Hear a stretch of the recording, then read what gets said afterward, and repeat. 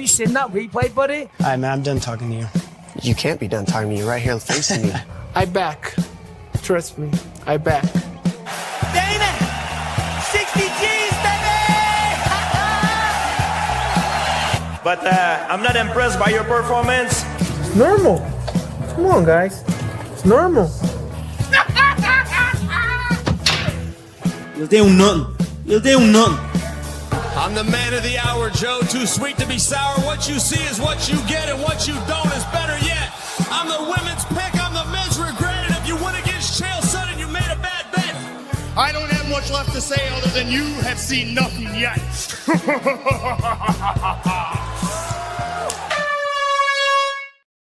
What's happening, Fight Week Show fans, Fight Week Show people? Then we are back with another episode of Don't Stop Shakedown, and tonight we're going to be talking about UFC 319, man. It was a blood clot card, and tonight I got my boy, my Dane, in the house. I got a guest from Toronto, Tommy Theocaris in the house by the Greek Warrior, and I got my boy over there from London wearing his Arsenal shirt right now. We're about to hijack SA from Tottenham.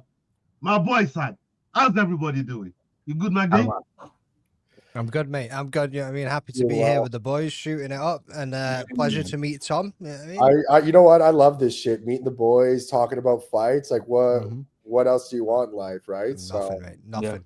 Yeah. Send the missus to bed, and then you chill out. Yeah. Nah, big up Tom, man. Big up Tom. Good to have you on the show, man. Nice to meet you, guys, man. I appreciate you guys. Big up, man. Yeah, that's what's up. Now, like I said, we're about to talk about 319. And I just mentioned a little hint of football. Now, DDP went to the 319 fight week in that stupid Man United shirt. Hey. Oh, whoa. I'm going to get this off. Hold on, shut your mouth. Let me get this off. Yeah? All right? DDP went into the fight week with that Man United shirt. And what did we say, son? We said, this brother rocking this United shirt, I don't know about it, because United go hold smoke, and he might hold smoke too. Remember we talked about that, son, right? Yeah. And then 2-2s. We're going to the bout. Oh, here he is. Oh yes, here he is. Oh my goodness! You bought me the whole brother. What is this, man?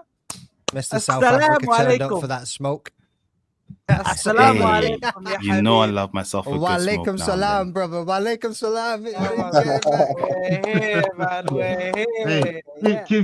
Keith is here in peace, you know. He talking salam alaikum and shit, man. He turned up in peace, bro. He spotted me. He spotted me when I came in during the watch along. He was like, it's sad, man. Sad's here already.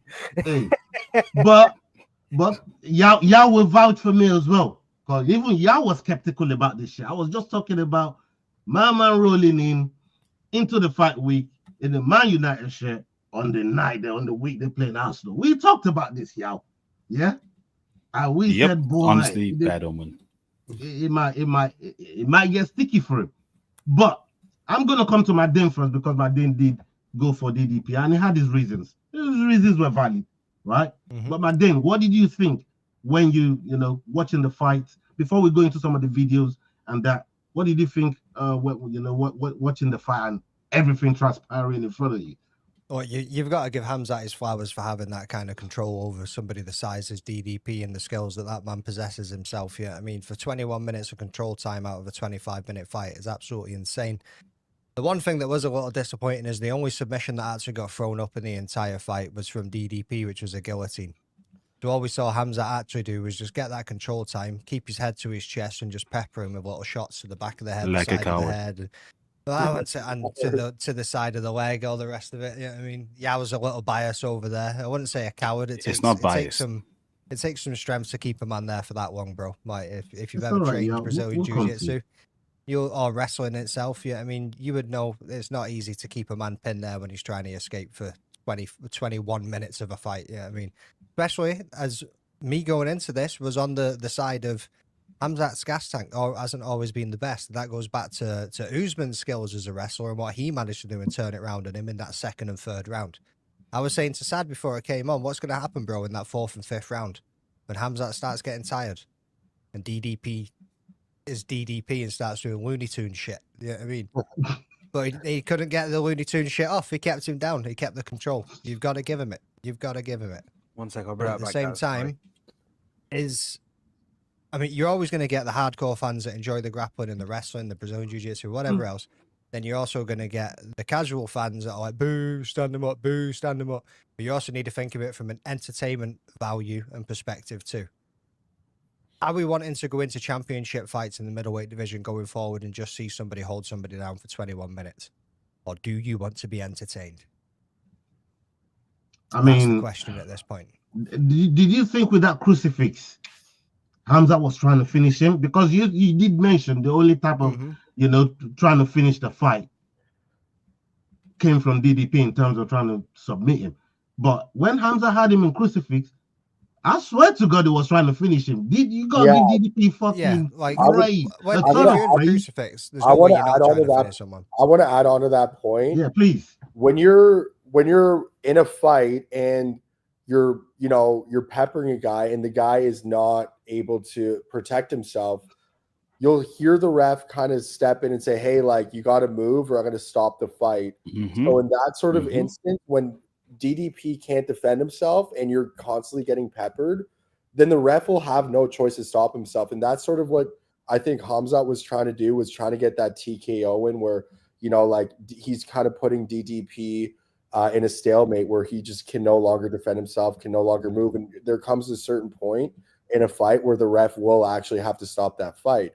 Obviously, it didn't come during that fight. DDP was able to get out in some sort of aspects, and he wasn't getting major shots taken. But from a technical perspective and a ref's perspective, if you're not defending yourself, and Khamzat's perspective as well, if he's not defending himself, then the fight's going to be stopped at some point. So I think that's sort of the mindset that he sort of had there.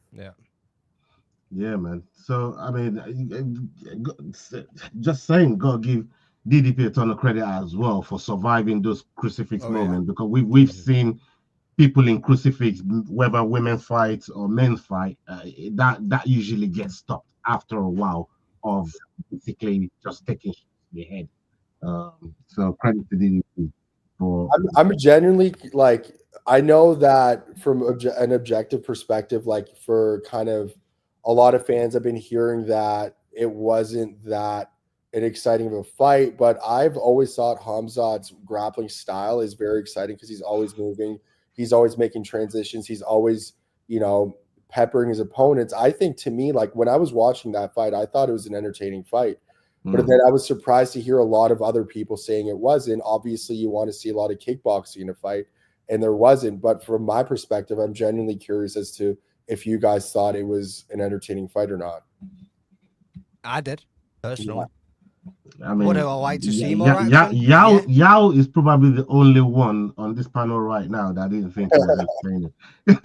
and I understand his reasons, because he was for DDP. But Yao, no, you don't know my reasons. No. I want to hear it now. We want to hear your reasons now. I'm about to give you the table to tell us your reason, right? But like somebody just put that back on the screen just now. 50-41. Yeah. 50-41. Right. This is something I really want to sort of cut you off, but this is something I'm glad this came up, because I was thinking this before the interview and just in the fight as well. Once the scorecards got announced, they don't give 10-8 rounds at hardly ever, and as often as they should. You could have made the argument that 4 of those 5 rounds were 10-8. Yeah. I don't know. What's the point of the 10-point scores? I was feeling like a 10-7 in one of them. One of them dominant rounds. Loves a 10-8 round. I love a 10-8 round. I got 4 of them in that fight. Whoa. You know what I mean? I was in paradise. But talk to us, man, because you clearly didn't enjoy the fight for your own reasons, and how you thought Khamzat managed the fight in terms of how he controlled DDP. But talk to us, your feelings on what you saw about the fight. before we start going to some of the videos that Leroy has put together for us? First of all, shout out to you. Thank you for joining us. Your first time on the show. Good to meet you. Thank you, guys. And I agree with what you said about the fact that that's probably what Khamzat was going for. But this is a championship fight.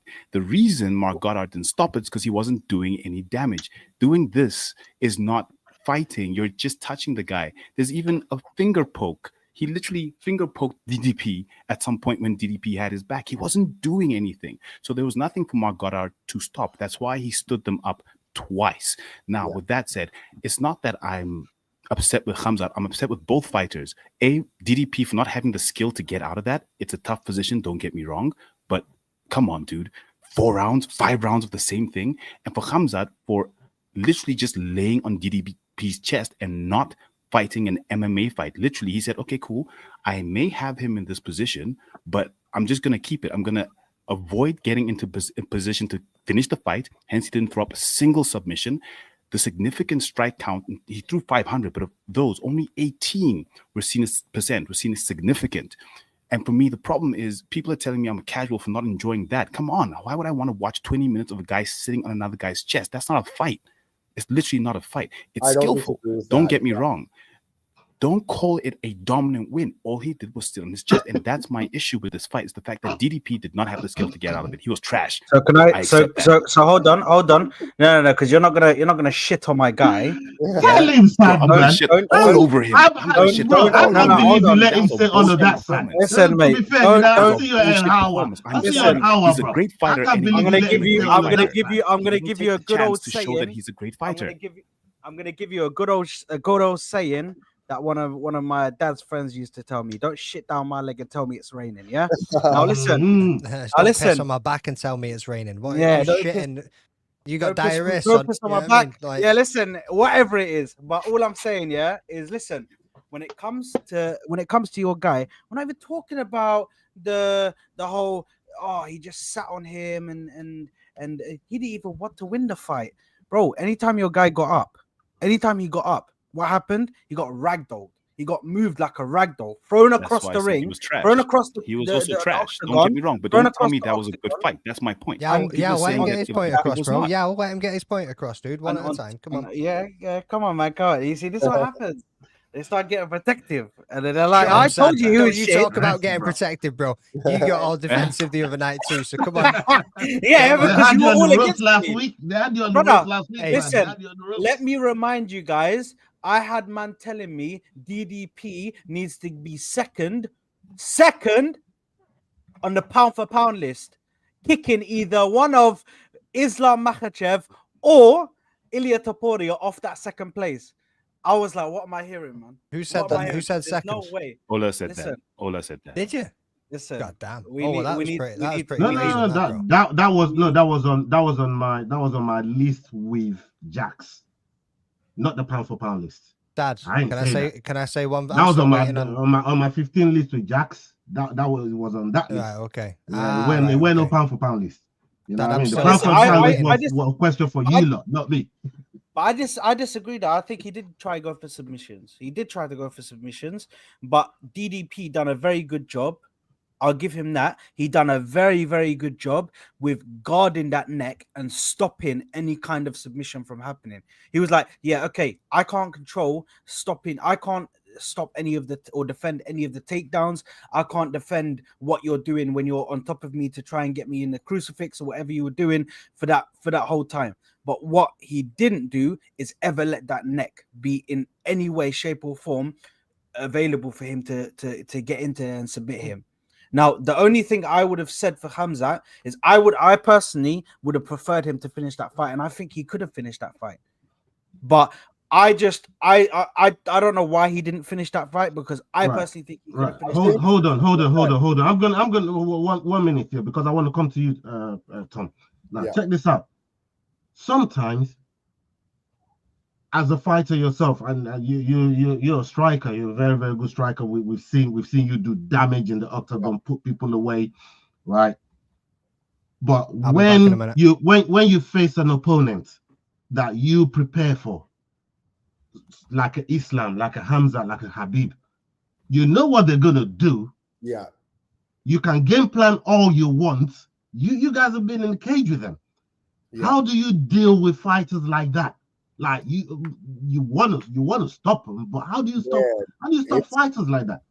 It's honestly just like styles make matchups, or sorry, styles make fights for a reason. And I mean, like, we're talking about like Khamzat, like, why would he just like wrestle? Like, it wasn't entertainment, this and that. But it's like, from his perspective, he took him down the first round. It worked. He's going to try it again the second. It worked. Why would he just like start to divert from a game plan that he's winning the fight? And at the end of the day, it's only about winning. He doesn't give a shit about entertaining at that point, because at the end of the day, he's got this big bag he can collect after he wins a fight. If he doesn't win the fight, he loses out on so many opportunities, his stardom, everything. So why would he take a risk for someone like a fan to just be like, oh, well, like, it was a boring fight? It's like, well, at that point, there's so much pressure on him. His game plan was working the first round, worked the second. So why all of a sudden in the third round he would just change it up? Like, that just doesn't make sense to me at all.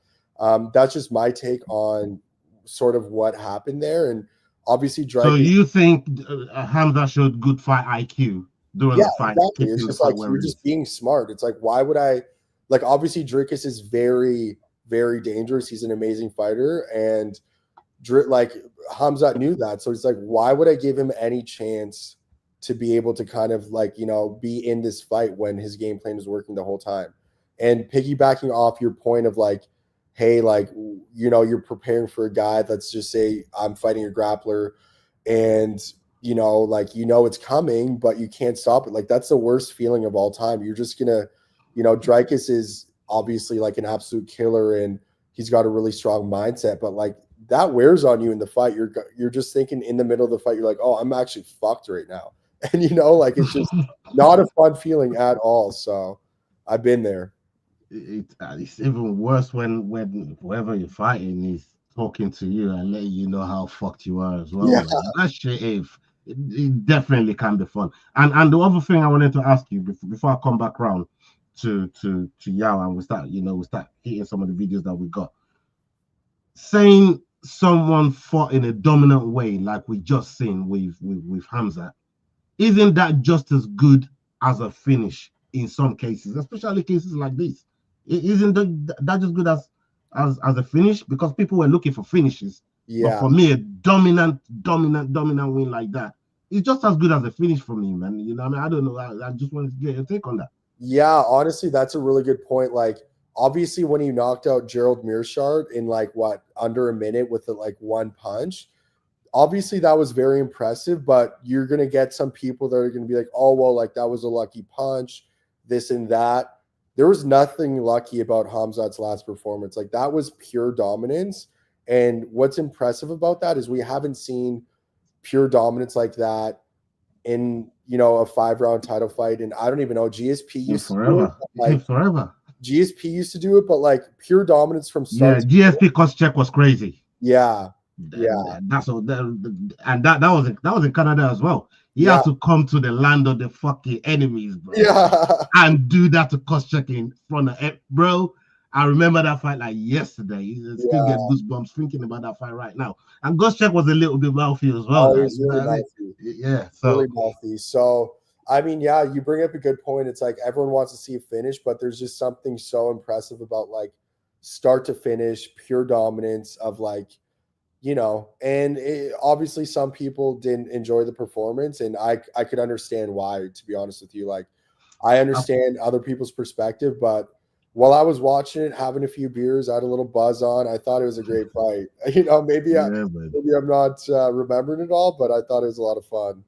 I mean, looking at TJ Delicious fight with Borralho as well. Even on the stand-up, like the dominance was crazy. The way he treated Borralho in that fight, and he did it twice. Like it wasn't a joke. No. You know, there's something about dominating a fight that, you know, for me is just as impressive as a finish. Sometimes.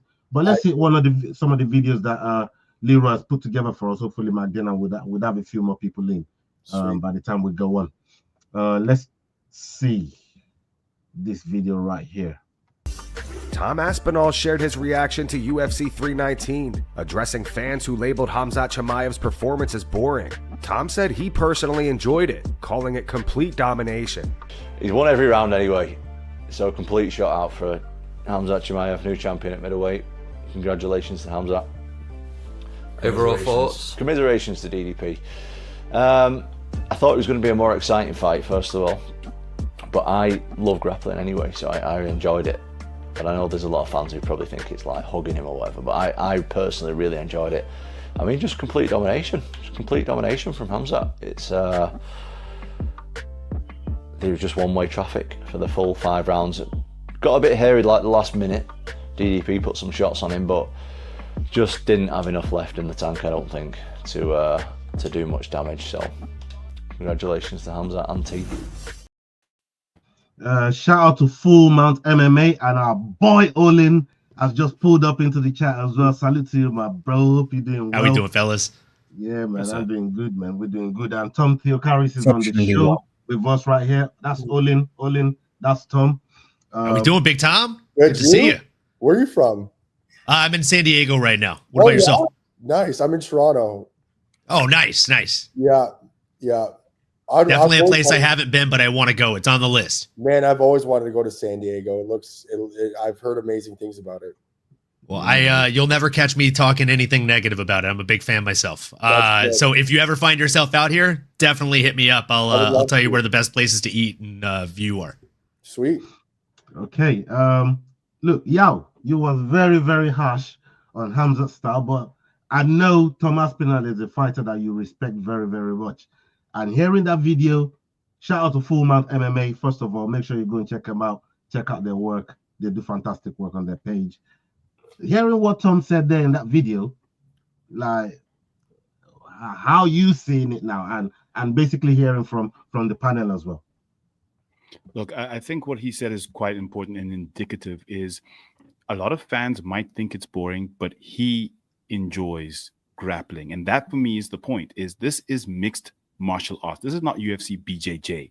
He says one-way traffic. Yes, because he did one thing. Show me the versatility. Show me the Khamzat that we love. I love Khamzat. Don't get me wrong. I'm a big fan. We just talked about Khamzat knocking out Meerschaert. That's versatility, bro. Yeah, but that's exactly my point.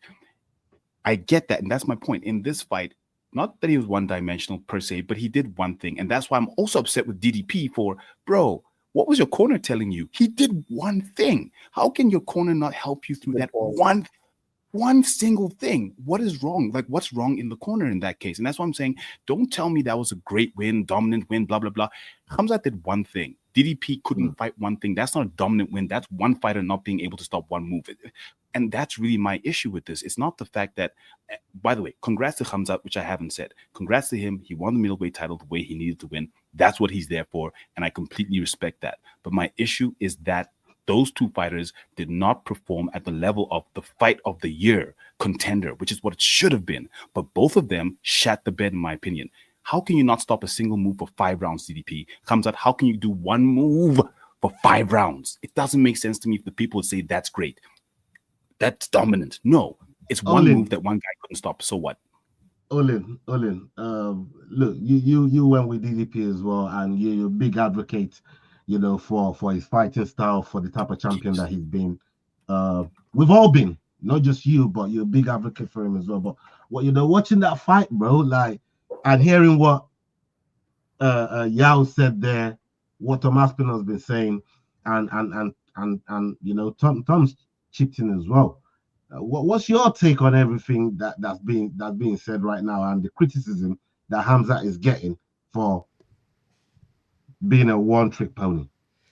Yeah, man. I mean, look, you'll never hear me talk shit about somebody winning that dominantly, right? Like he went out there, he did the thing, he crucifixed the man. He got 21 minutes and 40 seconds of control time in a fight that was all of 25 minutes. So almost 22 out of 25 minutes of control time is very impressive. I tip my hat to him, right? Imaginary hat. But if you've ever played Mortal Kombat or Street Fighter or Tekken, right? I don't care if you get a flawless victory on me, right? Even if you finish it up with a fucking fatality. Doesn't matter if all you did was smash the fucking X button and spam the same move, kid. You're annoying. You're lame. Nobody enjoys watching that. Okay, like if you enter a competition, Mortal Kombat competition, and you win by spamming the same move, nobody cares that you won the 100K pot. Everyone's making fun of you, and they're probably not going to let you compete next time. There's also there's also two things to say though. Is it he didn't finish him because one of two reasons: either Dricus is just nails as fuck, he's just tough as they come. Oh, facts. And B, like he didn't want to give up position and maybe gas himself out because they've been obviously it was in his head that he wanted to get gassed out. So classic position over submission methodology. Yeah, like there's two things. Tom, two things can be true, bro. Yeah. And that's the thing, right? Like I again, like it was dominant. And I agree with what Yao said. Like, what the hell was the corner thinking from Dricus, right? Like they're smiling, they're giggling, they're like, but they're not giving him advice on how to defeat the crucifix. And I get it. Like the version of the crucifix in which Khamzat was actually using, it's not a traditional crucifix. In a traditional crucifix, you have your like rear leg basically resting with the shin point across the wrist point of your opponent. From there, I've watched like 6 different educational videos since the fight, and everybody's showing how to get out of that one. And I'm like, cool, great. That's a great 5-minute video you did there, BJJ guy, but it's not helping DDP in this situation when he's got crossed legs. Like we started calling what Islam and Khabib do the Dagestani handcuff, right? I think they're going to start calling this the Chechen crucifix because it was a very nice variation. The crossed legs add a whole other layer, like an onion, bro. Like, and it's a tough fucking layer. I'm glad you're sorry. Like it's again, like I can't deny the domination, but I wish he would have tried to be a little bit more gutsy and go for the finish there. But again, if he does that, he probably doesn't end up getting 21 and a half minutes of control time. And maybe he's made to look a little bit human. So he went out there, he had a mission, and he completed that mission to a T. Can we be mad at that? I mean, as MMA fans, as Dricus du Plessis fans, absolutely. But can we look another way and try and say like, no, I can't respect that. Fuck that, bro. You've got to respect that performance. Well, my question is what exactly were people expecting from that performance out of Khamzat though? Like, were they expecting him to stand and strike? Absolutely not. So like, to act surprised that this happened, it's like, it's kind of like, it's not surprising at all, in my opinion. Not at all. And again, like if you want to know what would have happened if he would have stood and exchanged with Khamzat, you can look at the stats on paper. Even if you're like a casual or an uneducated MMA fan, you can look at the stats and they'll tell you the tell, right? 21 and a half minutes of control time, 529 total strikes to 45, right? He outlanded him on total strikes more than 10x. But in significant strikes, he only outlanded him 2 to 3 or 2 to 1. That's 18% of that 500. Isn't that a fun stat? DDP was lighting him up, and DDP was lighting him up in the 4th round when he let him up, bro. When you getting lit up, bro, like come on, dog. Like what's a man supposed to do if you're getting lit up and you saw a big puppy dog power DDP start lighting you up? You go back to your superpower, bro. Take him the fuck down. And the time in which he shot in the 1st round went down every round. So every round he was a little bit more like, I don't want to do this. It's sad. Let me ask you this, Sad. Do you think that kind of domination is corner should have just threw in the towel? I'm just asking for a friend. No. I'm asking Sad. I don't personally for me, do you know what I mean? If I was shameless, I'd say yes. But speaking objectively, I'm gonna say no. That's what I asked you. Yeah. I know how shameless you can be, bro. I've seen it, bro. I'm gonna calm down, fella. Do you know what I mean? Because you know what I mean. Now we start the Khamzat army at the top. Do you know what I mean? And we're just keeping him at the top now. But listen, I don't think so. Because DDP, we don't know what could happen in that fight. Something could happen at the end. Exactly. Do you know what I mean? He could get up and hit him with a leg kick to the face, and then all of a sudden Khamzat Chimaev's on the floor laid out. Do you know what I mean? And DDP is like just freaking going crazy and screaming. So you never know. You never end it off until the fat lady sings, man. Until the fat lady sings, you don't end it off. Simple as that. And the thing is with Khamzat Chimaev, listen, I understand that a lot of people are saying it's boring. A lot of people are saying, "Oh, what's the point of watching this? This isn't real MMA. This isn't real combat sport." But this is wrestling. This is getting your guy to the ground and making sure that he can't get up. I think this is a real skill, and people just don't understand that this is a real skill. There's a skill in taking your man down and keeping him there. Because but don't DDP tell me it's is an not entertaining fight or a good fight. But A skill. okay, but no, I'm not saying it's entertaining, but I'm saying it's skillful. It is domination, and the fact that you're able to take the fact you're able to take someone down like DDP with the body size that he has, the size that he is, to take him down and keep him on the ground. Like, come on, man! I guarantee apart from Tom. If any one of us tried to go and take DDP to the ground, how long do we think even if we could take him to the ground, how long do we think we'll have him? I'm confident in 15 seconds, Seth. I'm confident in 15 seconds on top before he absolutely ragdolls me and makes me feel like a small child. Exactly. I got half a second. That's why there's a skill. And that's why there's a skill in what Khamzat did. And I agree. And I'm only saying that if he's already like cut weight, hasn't had time to rehydrate, and I've got the like 15 to 20 pounds I've got on him currently. Confident as hell in that 15 seconds. And still, I'm just giving myself 15 seconds. I'll tell you what right now. There's somebody that actually agrees with Yao on Yao's point. And he thinks, actually, let me just hit the video that Leroy don't put together. But let's hear him from the horse's mouth. Luke Thomas, let's go. Caio believes he has an advantage over Khamzat Chimaev. Caio is set to face Nasruddin Imavov at UFC Paris on September 6th. However, he says if the UFC were to ask him to fight Khamzat right away, he says he's ready. In an interview with MMA Junkie, Caio said he did what he does to everyone. He dominated the guy with his wrestling and jiu-jitsu and all that stuff. I think people don't have the answer for that. They don't know how to prepare for that. They think it's just about hire a lot of wrestlers to try to take you down and train how to defend takedowns. It has nothing to do with that. People make a lot of mistakes when they prepare to fight against Khamzat. He did what he always does, but this time he didn't finish. When a grappler comes and hugs the guy and he doesn't finish, it becomes a boring fight. It's a title fight with high-level guys. Dricus du Plessis was doing very good in the division. He was the reigning champion. When the grappler guys come and don't finish, it becomes a boring fight like that. For me, it's the same. I always see him as the same. He's a phenomenal athlete, very strong. His wrestling is high level. It's almost impossible to scramble with him because he does that since he was 9 years old. He does scrambles all his life. I don't think that's the way. The same thing. I spent 1 month in his training camp when he was at All Stars, and I know very well how he works, his system and everything. I have an advantage between all the middleweight fighters. I'm the one that has an advantage to beat him because I know exactly what he's doing and what is his system and the steps he goes through and how to deny those steps. I'm very respectful for Khamzat. He's like a brother to me.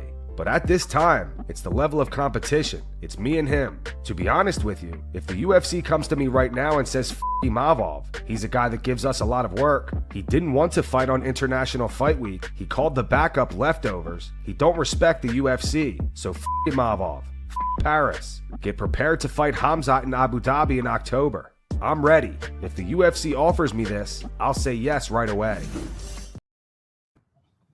Yo. There's a lot to unpack in that video there. Shout out to Full Man.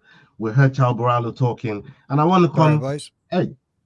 Hey, but then did you hear all of that video there? The last one that we just never played? seen it all. It was on daddy duties there, boys. Apologies. All right, don't worry. I won't throw that question your way. Maybe we'll piggyback off of one of the guys. So, Yao, let me ask you this. From hearing what Borralho says there, does that validate some of the things that you've been saying about Khamzat in terms of, you know, some of the holes and just repeating the same thing, only has the same style, all that stuff? Does that validate it? Hearing that from Borralho, that's why I brought it to you, that there's somebody that actually agrees with you. Yeah, so he has echoed exactly what I've been saying. Validation, yes, but then again, he's someone who has vested interest, so you know his motivation's a little bit different. But it is the case. So do you. No, look, and that's why I'm saying at the end of the day, DDP was right. Khamzat beat him on the night. He won fair and square. Like, we can't take any of that away from him. But for me, it's a case of, if we do that in the title fight, if that becomes all you need to do is spam one move, what is that really? Like, it for me, it just doesn't. I'm not giving him the plaudits that others are giving him, because for me, it's a case of, yeah, you won, but go and fight a real fight, because what was that? And that's really where I am. So I'm not taking anything away from the fact that, like Saad said, he managed. None of us here would probably be able to sit on DDP for even a minute, and he did it for 20 minutes. And I accept that, but don't tell me it was a great win. It was a dominant win. No, he did one move. So Caio was right.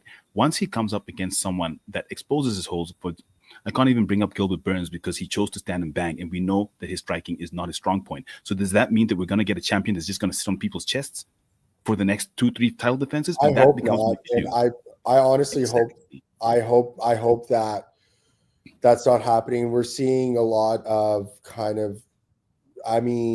we're seeing a lot of, I hate to say this, a lot of Russians that are kind of doing that in this sport. They're just so dominant, and there's, nothing wrong with wanting to win and that sort of stuff. But I really hope that the UFC isn't going down this path where, like, these fighters want to win that badly, which every fighter wants to. It's all about winning, and obviously wrestling is the most dominant martial art there is on the face of the planet. You take a guy down, you sit on him, there's nothing a guy can do, you're winning the fight. So in order for that to change, there's going to have to be a different scoring system, and we all know that that's not going to happen, because that would change the whole dynamic of the sport. So unfortunately, until someone comes along and is able to kind of anti-wrestle in a better sort of aspect, then we're going to be seeing this a lot more, in my opinion. What I do want to say is, with the new broadcast here, forget. that as well. There's a little snake in the grass. What I do want to say is, snake in the grass. With the new broadcasting deal, they could change the bonus structure, which could incentivize fighters. Oh, you're taking my talking notes, but brother. What I also want to say, though, how does that reflect for fighters like Khamzat, who don't need that money necessarily? Yeah, would it be nice? Yeah. But do they need to chase it? Probably not. Do they want to win and remain champion? Yeah. Pay-per-view points are probably now going to be out of the window, so it kind of loses that aspect from it too. So there's a lot of things moving at the moment of how's that going to look and what's that going to change. This is a really fascinating topic about the new deal, and that's something that I kind of want to talk about. Like, I still don't know what's going on as far as Canada broadcasting rights go, because we do have a deal with Sportsnet. Not really sure what's happening here. Oh, get this guy off the fucking show. I don't want to hear this guy. He's talking about Cross, not you, brother. Not you. Sorry, the guy at the bottom. He's not even talking yet, and I can hear him loud and fucking clear. Hey, welcome Cross over to the show. Welcome. Did you bring your spoon? Show, brother. Did you bring your big spoon so you can stir the pot? All these guys on here, man, doing all this whining, man. Just face it. Hey. Your boy got dominated, fellas. I call the spade a spade, kid. Tell them, Cross. Tell them, Cross. I bet you wish you would have taken that bet now, bro. I'd be doing 2 shots and paying you right now. Hey, Cross. Bro, I told you. Sometimes you gotta call a spade a shovel, bro. You know this. That's a fact, bro. That's a fact. I mean, bro, the guy above me doing all this whining, you got to stop it, dog. You got to stop it. Okay, all right. Yeah, you got to be more specific, bro. No one talking about Ola. I'm not there. I was about to say, Ola, who did you pick again, bro? Oh, why you bringing up old shit? You know what I mean? Like, hey, my pick got hacked. My face got hacked. No, I was telling y'all for months he was gonna get mold. All right. Big up to crossover. Big up to crossover because he's the only one. You know, I'm trying to say, you know, I've been planning this shit for months. You know what I mean? My picks got hacked, man. I've been trying to fucking throw fanners in the works. You know, I'm trying to say, yeah, he did say DDP on the list, but really and truly, deep down, you know what I mean? It was always in your heart, you chose DDP. We were with you, bro. We know. Look, I want to jump back to what Tom was saying just for a sec. I think the rights deal is very confusing because there's different rights deals in different countries. Some of them are extended for another year. Some of them, I think Netherlands is still going for like another 2 years with their deal. So a lot of these are up in the air. Bad news is you don't know where all of the UFC events are going to be housed. Good news is Paramount Plus is available in most countries, if not all. And the ones it's not, you can download a VPN. But I truly think what needs to happen, as far as what McDane's point was, is the bonus structure needs to go up, right? It's been 50K for the last more than a decade. Yeah. Inflation has happened since then. We need to make sure that bonus is getting inflated for people like Tom here. So I think it needs to be 6 figures. It should be 100K, right? At the very least. And I think we need to restructure the bonus structure entirely. We don't need a performance of the night. We don't need a fight of the night. We don't need a knockout or sub of the night. What we need is to incentivize finishes. Yeah. Whether submissions or knockouts. I think every finish should be rewarded a bonus. Yeah. You do that, and Khamzat's fights do not go 25 minutes or 15. I can fucking promise you that. I'd bet my left testicle on that. I promise you. I love that. I love that too. I love it. I love it. And something else you could do is you could incentivize it by round. Like if you finish somebody in the first round, you get even more. Exactly like the DraftKings fantasy sports does. Like if you choose a fighter for your fantasy team on a DraftKings fantasy event, if they get a first round finish, it's a guaranteed 90 to 95 points. If they get it in the first 60 seconds, it's a guaranteed 125. So like, and then every round that it goes on, that point stat goes down further and further. And if you get a decision, it's even lower. So I definitely think that should be the case, Cross. And maybe even structuring contracts to where, maybe if your fight is a finish, you get your show and win money. Maybe if you get a finish, your win money on the top is a little bit more. Okay. Before we go any further, I really want to give Cross the floor to really, you know what I mean? Because we've been building up this fight for a long time. You've had Khamzat the whole time. I really do want to give you the floor. You know what I mean? Just to let these motherfuckers have it, man. You know how long I've been waiting for this? I'm about to make a name for myself here. Brother, like just listening to it for months and months and months. And that was crossover, ladies and gentlemen. Let's get back to the topics at hand. At this point, you might as well remove me because I'm not sure if I'm ready to hear that shit. But I mean, hey guys, I know, watching it with you guys, I could see the faces. Y'all weren't really feeling it, but it was beautiful. I thoroughly enjoyed it. Dealing with Yao harassing me on all social media platforms for months was miserable, but I'm glad I got the last laugh there. On the flip side, I mean, really, guys, I think DDP only landed like 3 or 4 significant strikes through round 4. So, I get it, but really what it came down to is I really don't think he faced a wrestler sufficient enough that really could expose it. And he finally got in there with somebody that really can just show it that, hey, there's levels to this. And Khamzat's going to be a tough guy to defeat. I really think moving forward, the only guy for me really I think could possibly do it is Fluffy, really. But I'm not gonna go on and on today. I'm gonna stay on top of Yao on his neck in the group chat. But yeah, it's a great time. It's a great time, boys. Great time. What was it you were saying, Yao? What happens when it gets into the 4th and 5th rounds? Look, I wouldn't say he showed levels. He showed one level. As I'm saying, one move is not count as levels. Hey, he didn't have to show more. That's all I needed. Thanks for the setup for the soundbite. Tried. That's the thing. That was wicked. Hey, Tom, let me come to you because you're 185er and you know some of these guys and probably cross paths with some of the guys in and around the division. But hearing what Borralho says there, does having that inside knowledge or training in and around Khamzat or training with him and knowing some of the moves that he makes, does that really count as an advantage like that, especially in real time when Khamzat's trying to do damage and get someone out of there? Yeah, like 100%. Like I would agree with that. And yeah, when you train with someone, you get to know them, and not about only what they do, like their mindset, how they train, their specific moves.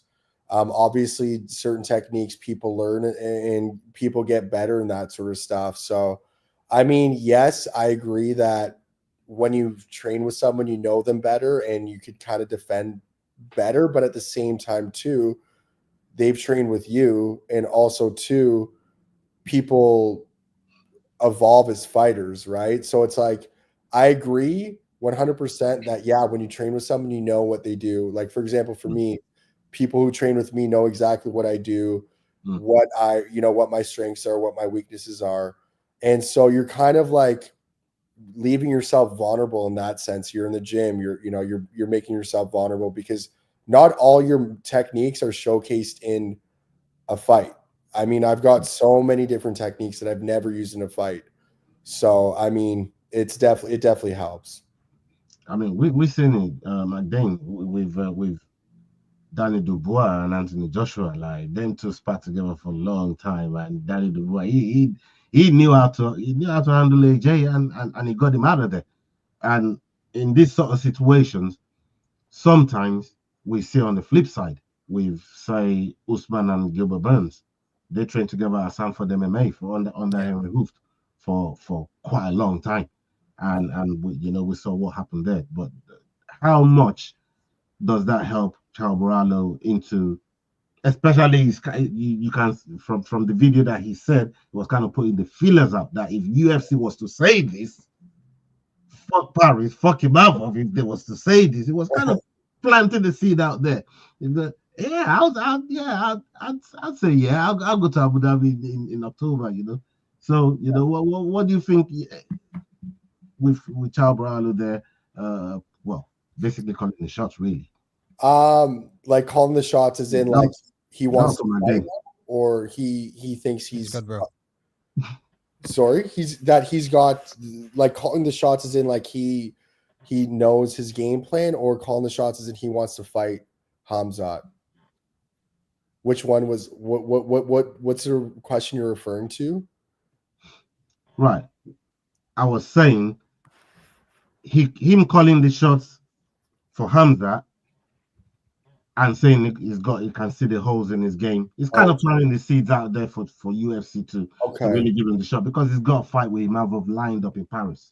But he was saying, look, if UFC was to say fuck Paris, fuck Chimaev, would you fight Khamzat in Abu Dhabi in October? He's saying he'll go right for it. So I just think, I was just asking McDane what he thought, to playing out his shots there. I think, I think he's doing a really good job at marketing himself to getting the next shot. I think, the louder the guy talks, I mean, it just seems like the UFC really likes that. And given like the rankings, obviously that plays a huge factor, but people like guys who talk shit, you know what I mean? Like, it's fun to watch, and it brings a lot of attention to the fight. So, I mean, I think he's doing a good job at promoting himself, if anything. Yeah, man. They're also backing the fighting nerds right now as well, and pushing them forwards and getting right behind all the fighting nerds fighters. So if they offered him a title fight over facing Chimaev as a title decider, eliminator, you'd be stupid not to take it. You'd be stupid not to take it. You know what I mean? So yeah, if the opportunity comes around, I can see them doing that, and then looking at giving Chimaev somebody else. Maybe even Fluffy. You know what I mean? Cross, is it crazy that we were just listening over a week ago to Dean Thomas saying Khamzat is not going to fight more than once a year, and now we're talking about him fighting in October. He's talking about him fighting in October. That's a quick turnaround in something that Dean Thomas was referring to. And now the situation where, Khamzat competes in Abu Dhabi. So when you become a champion, like, your schedule isn't really up to you. Like the UFC, like, they're gonna plan out cards pretty far out, and they're gonna stack things in a way. So the whole like you being in control of when you fight it's kind of like the higher and higher you move up the rankings, and once you become champion, you lose more and more control as far as how frequent you're going to fight. John Jones. I agree with that because they need to stack paper. Well, I guess with the Paramount Plus deal or whatever, they needed to stack pay-per-views. They're not going to put 3 title fights like 170, 185, 205 on a one pay-per-view because then that's, you know, fucking up their schedule because then they won't have enough title fights for other pay-per-views because we all know that the UFC only stacks main events for pay-per-view championship fights for pay-per-view. So you do have a really good point there. Yeah, you were saying something? I was saying John Jones. What was your point to John Jones though? Tell us. He was saying John Jones can sit on the shelf for 3 years. He fights whenever he wants to. And I completely agree with that. I'll jump in here. Like, look, I truly think that, going back to what Tom was saying earlier, like training with somebody exposes a lot of things because you see things in training that you'll never see in the octagon. You'll see me at my most tired when I'm training in the gym for 2-3 hours. I'm never going to fight for 2-3 hours, right, boys? But across that 15 to 25 minutes, maybe after seeing me tire out in the gym across those 2-3 hours, you know how to get me there. You know the express route to tire me out. You know my strengths, you know my weaknesses, you know how I capitalize on things, and you also know where I falter and where I fall short. That is a cheat code going in there, right? Like this is a fact. And another thing that I think a lot of people, especially like if you've never trained, like, and no offense to any of the viewers that have never trained, but something that a lot of people, you know, that's why they call it the untrained eye, right? Like if you train, you know yourself, like Tom, you can probably speak to this, that you have a tick, right? And maybe the first year or two you're training, you don't know you have a tick, but once someone points it out, you're like, fuck, I do that every time. Yeah. Damn. And it's true. Like Dustin Poirier has the shorts pull up, right? Rashad Evans would touch his eyebrows every couple seconds to make sure his hands were in guard. And every like third time he touches eyebrow, he's going to pump out the jab. Yeah. And you can learn to read these things. If I train with you, bro, you're writing the fucking book for me. Yeah. Like, yeah. I agree with that. But again, too, though, it's about like being 100% confident, as Chow was kind of like saying. It's like almost false confidence because guys do get better, right? Guys facts. do evolve. So it's like the fact that he thinks 100% because they've trained together, he's going to win the fight. It's like, you know, you do have a lot of valid points, but like people do change as fighters. So I agree with that, but I also don't think that he's 100% confident that he'll go in there and smash Khamzat, right? But I also I met the guy twice. Both times I met him, the first time I met him, instantaneous. So I was like, holy fuck, that guy is a Brazilian Johnny Cage from Mortal Kombat. I've trained with him. He's the confidence that he comes with when he's moving and everything that he does. Like it's almost a persona. It's an alter ego, and it's incredible to witness, right? So I feel like part of that allure, part of that facade is him telling himself like, yeah, I'm the shit. I'm the best. And so if he continues doing that, that's another thing going back to what Crossover was saying, like they're building the fighting nerds right now. They will push this guy to the moon if he continues winning fights. So you talk that confidently, that's a surefire way to get your current fight canceled and pole vault yourself into a title shot in October. Yeah. If you sound like you even have a shadow of a doubt, yeah, I mean, maybe they go with RDR. That's a fun fight too, right? Going back to the John Jones thing, like he could fight whenever he wants and that sort of stuff. It's like he could just come out of the woodworks. It's true, but it's not because like they're not going to book him and then like just book him for another event 3 months down the line. In my opinion, like the frequency of fights for these guys is going to be a lot lesser, just because like the star power and you know, for example, Conor McGregor, they're not going to book him anywhere else but Vegas. That's just like straight up, and they're only or the White House. Yeah, exactly. So it's like certain venues guys are going to fight at and that sort of stuff. And for example, if like Volk, for example, if you're going to book him, it's most likely going to be the fights in Australia or like certain demographics on the planet, right? So if they have a show in Australia in October, like hypothetically speaking, and Volk's like, I want to fight in September. They're not going to book him in September, is what I'm trying to say. Yeah. Back to Cal Borralho. He gotta stop the cap, man. He don't believe that shit he talking about, man. He already know what time it is, man. So is that a bet you'll take then, crossover? Bro, couple shots, couple dollars. Olin, you can try as much as you want, brother. You can try. I'll bet on Brazilian Johnny Cage all day, baby. I'm sure you will, but he probably won't even get the opportunity. He's gonna take an L in 2 weeks. So I mean, we ain't even gonna have to like that. Are you like saying that? It's all fake news. It's phony stuff. If you beat Chimaev, would you take the bet? If you beat Chimaev? Bro, I am chilling, man. Nothing y'all can say can move me. I am not sweating. No, I mean we know you're chilling. We're just asking if you're chilling confidently in your boy Boris. We're just asking. Absolutely. I mean, I was the only. Me and Jax were the only ones back in this past weekend, and everybody had all this. I'm just saying, you wouldn't take the bet, bro. I backed him too in my mind. I backed him. In my mind. Fucking guy.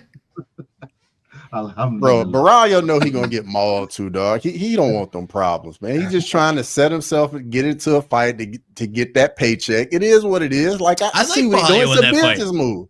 It's a business. Of course you do, but you like DDP, and we saw how that went. Like, come on, bro. Off, dude. Come on now. Come on now. Come on now. I think Borralho has a better chance of at least making it a competitive fight. And that's sort of my issue with the DDP versus Chimaev fight, is that at some point stop being competitive because he was doing one move. So I hear you, Chris. I can't agree. So you mean 50-45 instead of 50-44? That's what you mean? Bro, with all due respect to everybody in Africa and South Africa, DDP got his BJJ belt in Africa. Caio Borralho is a legit black belt from Brazil, where the fucking discipline was made. Who giving black belt? Oh, brother. Who giving black belt? Now, hold on. I need to ask y'all this.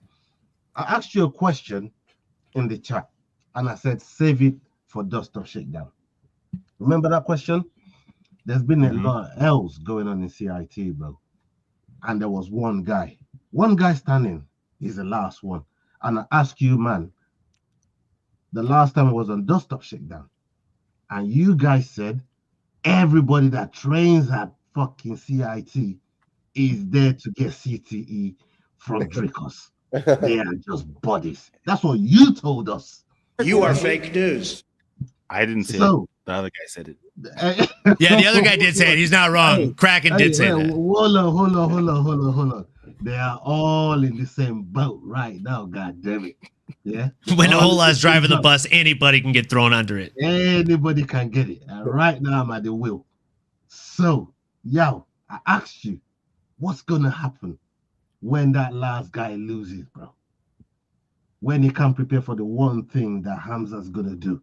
And we all knew it going into the fight. Stevie Wonder could say it. I'm telling you right now.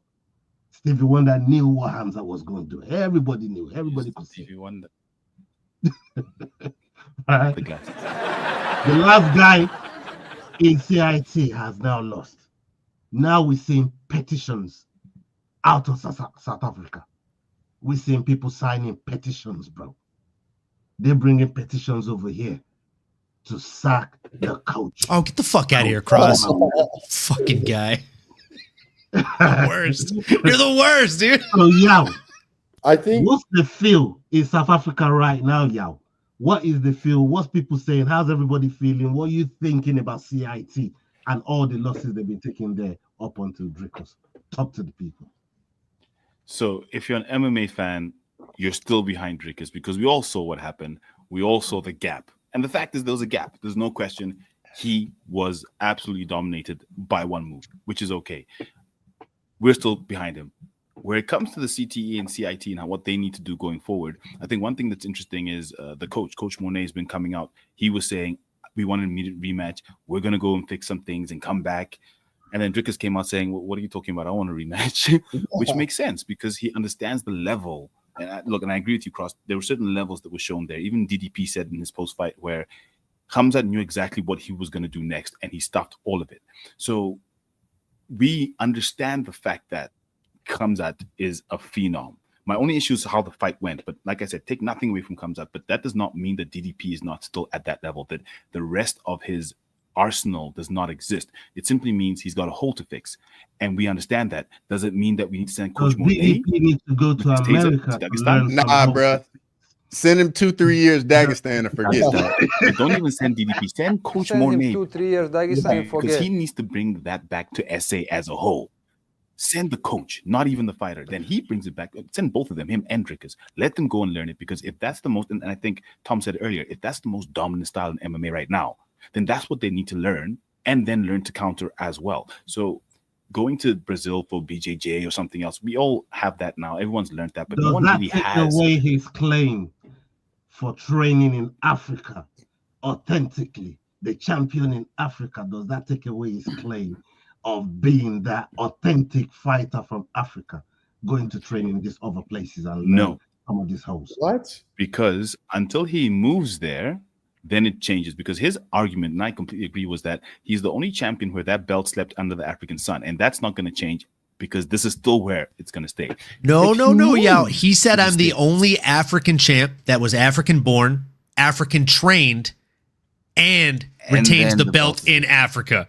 Bro, if you start 100%. training in America, you're deleting 1 out of 3 of your whole points. But Bro, also South too- African MMA got set back about 20 years this past weekend. Yeah. Bro, like I wouldn't even be out here saying, yeah, I'm in South Africa, dog. I know you got your head down, man. Like Ross brought the was biggest spoon he bad, could find dog. today to stir the pot. or just Bro, it was pay brutal. people to come in. Pay people to come into your camp. Like it's like GSP used to do it all the time. Guys do it all the time. Like guys who really invest in their training camps pay people money to come to their home gym to train with the coaches that they've been training with for their whole entire lives. So I mean, like that's definitely an option too. You don't necessarily have to leave somewhere. And like for a fighter like me, like I'm hypothetically speaking, if a fighter of that level were to say, hey, listen, like I'll pay you to come train with me, I would say, fuck yeah. I would pack my bags up instantly. Like it would be a great opportunity. It wouldn't be that difficult to just pay someone or a bunch of guys to come down and, you know, just train with you. And with that said, we saw how much DDP made in this fight. He now has the financial capability to do exactly what Tom is saying. So Yeah. that's what I think. Yeah. So I agree with Tom 100%. Or you could get a sponsorship to do it too. Like you don't have to necessarily use your purse of your earnings. You could go, like I'm sure, like he's a huge star in South Africa, and you could just go, like talk to a sponsor. Hey, like I need to get some guys to come down for my training camp. Is this something you could sponsor? And I'm sure there'd be sponsors jumping on board for it. And the only issue is just got a big platform. Financially, like guys just don't want to spend money, and you know that's kind of what it comes down to. Man, just enjoy it, man. Just burn the whole gym to the ground. Man. Let's be for real, man. Just burn it to the ground, man. I was on the Ultimate Fighter with a guy from his gym, Mark Holm. He was one of his main training partners. That guy was a beast. Mark Holm is a fucking solid fighter, man. And the thing is, Mark Holm has really good grappling too. He's massive. I think he's a solid fighter. Everyone in the house he was on Team Shevchenko, I was on Team Grasso. Everyone on Team Shevchenko was saying how solid of a fighter he is. And actually, he was on one of my cards before the Ultimate Fighter, who's Dana White's looking for a fight, because Dricus was on the Toronto card. He was already in Toronto with Dricus, and then they called him up, and it was 2 weeks' notice, and he fought one of my training partners, who's also very solid. So, I mean, like, I don't know, like, there's got to be solid guys from that gym if Mark Holm and Dricus have came from there. So I don't know. Yeah, man. Sticking with you, Tom. I mean, you've been on the Ultimate Fighter. What's next for you? What banners and promotions you looking to work into? You looking to get back into the cage real soon? What's next for you? I mean, it's really exciting because with the new Paramount deal, I'm hearing that the Contender Series is going to be a full-time thing. It's not going to just be seasonal. So that's something that's really exciting for me as a fighter, just because obviously there's going to be more opportunities to compete on the show. And we all know that that's kind of the only way to get in the show or in the UFC. unless it's a short notice opportunity, right? So they've stopped really signing guys outright. But I did see today that they signed Luke Riley outright, which is really interesting. And you don't really see that too often anymore. But from my perspective, I think I want to get like 2 more wins on the regional scene, and then I'll be able to get right back into the contender series. So yeah. Anyone got a question for Tom? Yeah. So when you were in the Ultimate Fighter house now, that was a great season. It had Mark Hume and Rudy Roots, if I'm not mistaken. They're both there that season out of SA. What was your opinion on South African MMA? Now, you've already mentioned Mark Hume, but what was your general opinion on the guys who had come through to the Ultimate Fighter house in that season? I've actually fought in South Africa as well. I don't know if you knew that. I fought for EFC.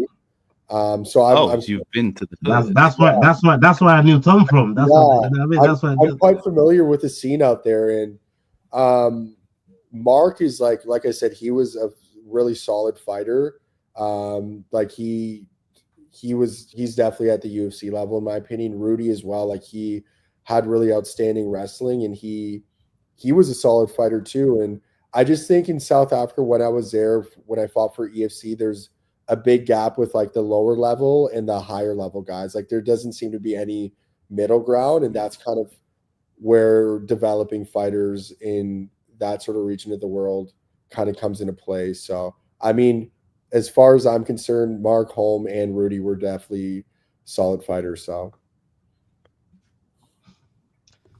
I have a question. If you could train, like you mentioned earlier, right? Like if somebody hit you up and said like, hey, we want to fly you out to train with fighter A, B, or C.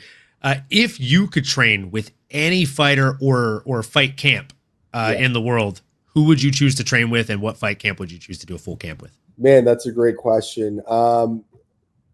Obviously, when I take into consideration fight camps, it's like there's so many different aspects. Like, for example, you could go to Killcliff, and they for sure have the best roster for welterweights and middleweights. Like they're without a doubt the best ever. But again, at that point, like you're just going to be another body. Like I don't want to be DDP's body where like I'm there to get smashed by the guys that are in the UFC that are higher ranked than me, because you go to these gyms and you're just their dummy at some point, right?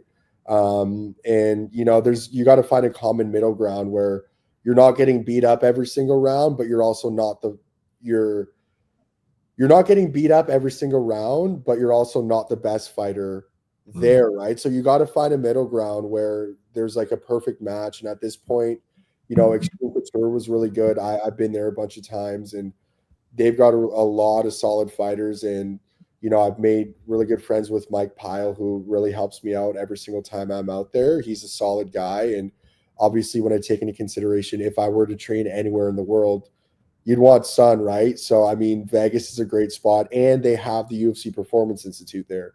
So, like, you're not just training at Extreme, you're going to the Performance Institute. And then when you're going to the Performance Institute, you're in the UFC headquarters, which means that you're kind of rubbing shoulders with the UFC execs, and they're getting to know your name. So, I mean, in that, taking that into consideration, it's like, I mean, you're getting the best of both worlds. You're getting really solid training. You're getting the UFC facility, and you're getting that short notice opportunity even more because you're in Vegas, where the UFC Apex fights are always happening. So, I mean, like if I had to choose somewhere, I think it would be Vegas, to be honest with you. Right down the money, man. Right down the money. Crush, you got something? What do you think of like just the Caucasus region right now? Kind of just got a stronghold over the UFC right now. Like, what do you think is gonna take for somebody to figure out how to deal with the style and just inject some new life into the championship levels into the UFC? I mean, it's just that level of fighter is just like it's above kind of everyone else. And we saw back in the day, like, Brazil was at that point at one point. Like they had BJJ black belts, and they were dominating everyone. Obviously Royce Gracie, UFC 1, and the very early UFCs, it's like that was a Dagestani guy, right? Like that's reference to the Dagestans now. It's like the BJJ guys back in the day. But I mean, like, it's just, these guys are growing up wrestling bears. They're 2 or 3 years old. They're wrestling, you know, they're training, and I'm starting to see a lot more fighters coming out of that kind of world, or part of the world, because that's all they do out there. And now that it's become that big of a sport, you're seeing more guys and coming out of there. It's going to be tough. So breaking news. That's crazy. Breaking news. Breaking news, man. Not surprising. Brown battle. He got released. Is this real? I mean, he missed weight by 4 pounds at 170, goes up to 185 in his next fight, and proceeds to miss weight by 4 pounds. And he was on a podcast the week before, drinking until like 11 at night. Yeah. Shut up. He was? Yeah. Literally, O'Day Osborne and him went on a podcast, and O'Day literally was saying on the podcast, yeah, I was telling him the whole night before, like, we got to get up at 9, we got to be at this podcast. And he was like, one more drink, bro. What? And then he literally showed a video on the podcast of, like, from his phone of him telling Brian Battle, like, hey, bro, we got to be up at 9 for this podcast. And Brian responds with, nah, dude, fuck that. I'm going to get one more drink and we'll still wake up at 8. And then he missed weight and he looked flabby as hell. Yeah. Yeah, it's on Twitter. Mm-hmm. And I like the one time that I met Brian Battle was 2 years ago at International Fight Week. He was sloshed at a Twin Peaks in Vegas. So like I say this as a Brian Battle fan, dude, like, you got to get a nutritionist and you got to take the career more seriously, bro. Like, well, I literally have a bottle of whiskey sitting next to me on the damn desk, but come on, kid. I'm also not fighting professionally. Didn't that happen with Anthony Johnson, though, when he fought Vitor Belfort? He went up, missed weight, and then I'm pretty sure he did get cut, but he came back to the UFC. He came back. He had to fight 2 or 3 fights outside of the organization to fight his way back, though. That's just a tough look when a guy is drinking a week before his fight. Like, okay, like, you know what? Like, okay, you missed weight. You're an idiot for doing it at 185, but like, fuck me. If you're out on drinking and it's public and it's noted on a podcast, like, dude, literally, like, our whole thing on our podcast is we do the prediction show, we bet shots on the fights, and then on the reaction show, we do the shots live. So I'm an advocate for drinking. I love it. But at the same time, again, like, when I was training, I was not drinking like this. No. And if I had any kind of like anything coming up, I damn sure wasn't drinking like this. So I stopped drinking like 8 to 10 weeks before a fight. I mean, it's fun to drink, but at the same time, like, when you have an event coming up, you've got to lock in the nutrition, and that's just going to hold off those extra pounds that you're not going to be able to cut otherwise. It's not even just the nutrition aspect at that point. You just feel like shit. You're just not yourself. Like, if you're training all the time too, yeah, dude, you're just depleting yourself. You want to go into a fight like fully, like, in kill mode, like in your best form ever, and like, drinking just takes all of that away. So yeah, man. Hey, people, salute to everybody that's been locked in with us. Big up every single one of you, man. It's been a fun show. I've enjoyed it. Tom, we're going to have you more on this type of show. I would love that, man. You guys are fucking dope. You guys are so much fun, man. I really enjoyed this. You guys are all sick. Yeah, man. Salute to you, man. Salute. People, we're going to be back again. We got the Shanghai card. Big up Charles Energy Johnson is on that card. This is his fight week, and we're going to be promoting social media on our platform all through the week. Stay locked, and we're going to be back on Friday for our prediction show. And we're going to be back on Wednesday, where we bring up Dust Up Shakedown. Salute to every single one of you, man. Salute to Tom. Salute to Yao. Crossover MMA. And I got my boy Olin. Big up yourselves. Thank you very much for pulling in. And up onto the next video. Hasta la vista. We're out. Salute. Peace. Where are you? Hey guys, this is John Anik from the UFC. You're watching the Fight Week Show. Please subscribe. Not now, but right now. Subscribe to the Fight Week Show. We'll see you guys on the road soon.